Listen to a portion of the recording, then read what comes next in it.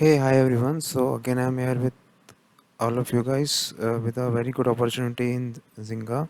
That's a software-based company based in Bengaluru, and they're hiring for the same location. So before that, I'll request you guys to please like this video and subscribe to this channel and share this video with the maximum guys so that they'll be getting benefited and as well as you. Once you'll share this knowledge with others, then others might only share the knowledge with you guys. So sharing is the most important thing. So let's start. So Zynga is hiring for master's or bachelor degrees in computer science, engineering or equivalent. So you should be having 1+ year of professional experience working in C Sharp, C++, Python and JavaScript.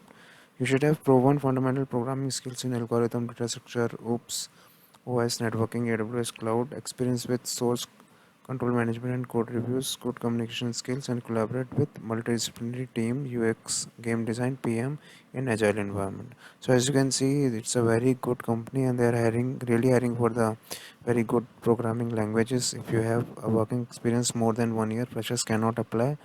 So all the best. Please apply on this apply button. I'll be providing you the link in the description.